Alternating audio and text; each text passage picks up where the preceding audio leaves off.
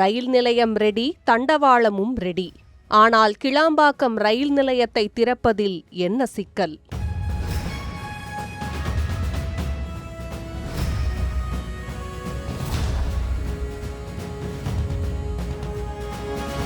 கண்ணா, ஃபேனை போடுப்பா. Switch on the fan. Switch to smart in a blink.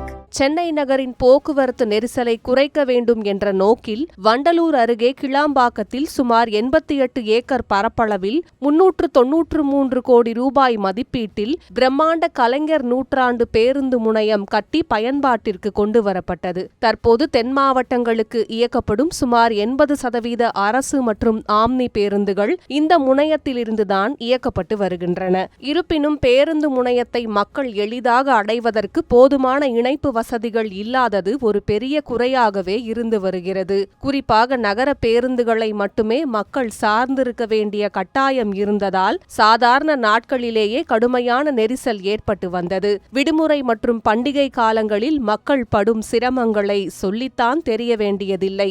இதற்கு நிரந்தர தீர்வாக புறநகர் ரயில் சேவையை பேருந்து முனையத்தோடு இணைக்கும் வகையில் புதிய ரயில் நிலையம் அமைக்க வேண்டும் என்ற கோரிக்கை பொதுமக்களிடமிருந்து வலுவாக எழுந்தது. மக்களின் நீண்ட நாள் கோரிக்கையை ஏற்று வண்டலூர் மற்றும் ஊரப்பாக்கம் ரயில் நிலையங்களுக்கு இடையே கிளாம்பாக்கம் ரயில் நிலையம் அமைக்கும் பணிகள் கடந்த 2024ஆம் ஆண்டு ஜனவரி மாதம் தொடங்கப்பட்டன.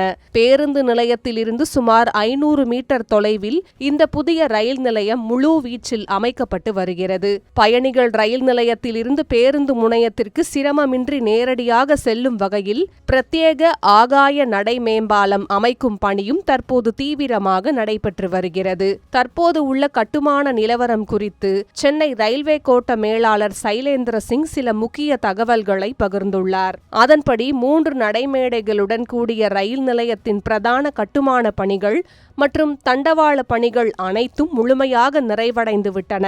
மேலும் மாநில அரசால் மேற்கொள்ளப்பட்டு வரும் ஆகாய நடைமேம்பால பணிகள் தற்போது வரை சுமார் 30% மட்டுமே முடிவடைந்துள்ளன.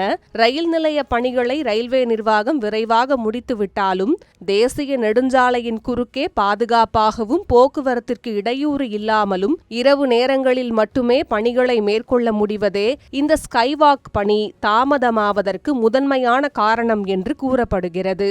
இருப்பினும் எஞ்சிய பணிகளை விரைந்து முடித்து பயணிகள் ஆவலோடு எதிர்பார்த்து கொண்டிருக்கும் இந்த கிளாம்பாக்கம் ரயில் நிலையம் வரும் தீபாவளி பண்டிகைக்கு முன்னதாகவோ அல்லது பண்டிகையை தொடர்ந்தோ மக்கள் பயன்பாட்டிற்கு அதிகாரப்பூர்வமாக திறக்கப்பட அதிக வாய்ப்புள்ளது என தெரிவிக்கப்பட்டுள்ளது.